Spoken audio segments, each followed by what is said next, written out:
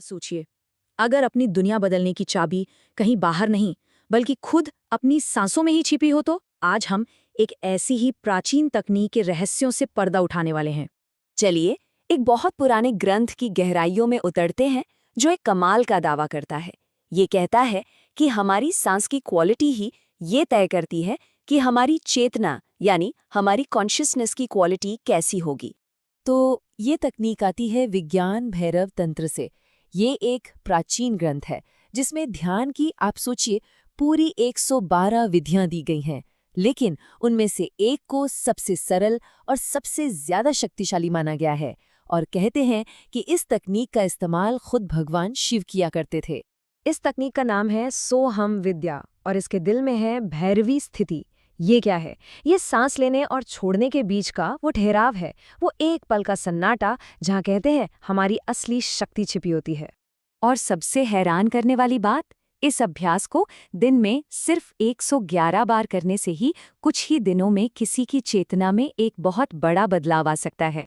तो सवाल ये है कि सांस लेना जो हम हर पल करते हैं वो इतना शक्तिशाली कैसे हो सकता है? देखिए, ये ग्रंथ एक सीधा कनेक्शन बताता है। जब कोई तनाव में या गुस्से में होता है तो सांसें भारी और बेतरतीब हो जाती हैं। नतीजा, जीवन भी अस्त व्यस्त। और वहीं जब सांसें हल्की और एक लय में होती हैं तो एक बेहतर, लगभग दिव्य जीवन की ओर हम बढ़ते हैं। और हम ठीक बीच में खड़े हैं।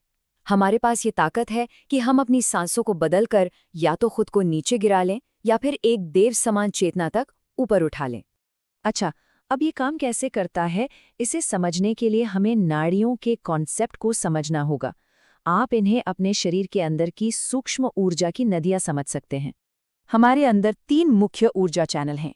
पहली है ईड़ा, जो ठंडी स्त्री ऊर्जा है और हमारे मन, शरीर और बुद्धि को कंट्रोल करती है। दूसरी है पिंगला, जो गर्म पुरुष ऊर्जा है और हमारी चेतना से जुड़ी है। और इन दोनों के बिल्कुल बीच में है सुषुम्ना, जो संतुलन और आत्मज्ञान का रास्ता है। और असली खेल यहीं पर है। जब ईड़ा और पिंगला की ऊर्जाएं बैलेंस होकर बीच के चैनल यानी सुषुम्ना में मिलती हैं, तभी मैनिफेस्टेशन मतलब अपनी इच्छाओं को हकीकत में बदलने की शक्ति जागती है। इसको समझने का एक बहुत ही सुंदर उदाहरण है। हनुमान जी ने अपने भीतर राम, जो पिंगला यानी चेतना के प्रतीक हैं, और सीता, जो ईड़ा यानी मन और शरीर के प्रतीक हैं, इन दोनों को एक कर दिया और इसी संतुलन से उन्हें वो असीम शक्ति मिली। तो चलिए अब सीधे उस प्रैक्टिस पर आते हैं जिससे ये संतुलन पाया जा सकता है। ये 3 बहुत ही आसान स्टेप्स में बंटी हुई है। इस अभ्यास में सबसे पहले पेट से सांस लेना सीखना है, फिर उसमें छाती की मूवमेंट को जोड़ना है और आखिर में इन दोनों को मिलाकर एक सहज प्राकृतिक लय बना लेनी है। तो पहला स्टेप, पेट से सांस लेना। इसके लिए पीठ के बल लेटकर नाभि पर कोई किताब रख लें। अब बस इस तरह से सांस भरें और छोड़ें कि सिर्फ वो किताब ही ऊपर नीचे हो। ये सुषुम्ना चैनल को जगाने के लिए बेहद जरूरी है। दूसरे स्टेप में हम छाती को भी शामिल करते हैं। सीधे बैठ जाइए और पेट में सांस भरते हुए अपने हाथों को सिर के ऊपर उठाएं। फिर सांस छोड़ते हुए उन्हें नीचे ले आएं। इससे सांस लेने की प्रक्रिया और भी गहरी हो जाती है। और फाइनल स्टेप है पहले 2 स्टेप्स को मिलाना जब तक कि एक सहज लय ना बन जाए। मकसद ये है कि ये गहरी पूरी सांस लेने की आदत इतनी पक्की हो जाए कि इसके लिए सोचना ही न पड़े। तो आखिरकार इस सांस की साधना को साधने का असली मकसद क्या है? आध्यात्मिक गुरु सद्गुरु कहते हैं कि जब आप अपनी ऊर्जाओं को एक खास लेवल की तीव्रता पर ले आते हैं तो जो आप चाहते हैं वो 100% होता है। मतलब जब हमारा शरीर, मन और ऊर्जा तीनों एक सीध में आ जाते हैं तो हमारी इच्छा शक्ति कई गुना बढ़ जाती है।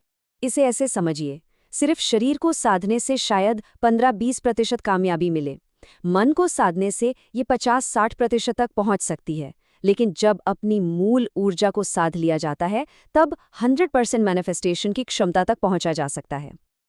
और यही इस पूरे अभ्यास का अल्टीमेट वादा है, एक ऐसी अवस्था में पहुंचना जहां हमारे इरादे हकीकत का रूप ले लेते हैं। ये प्राचीन ज्ञान हमें यही बताता है कि बदलाव के लिए सबसे बड़ा औजार कहीं बाहर नहीं है, वो तो हमारी अगली सांस जितना ही करीब है।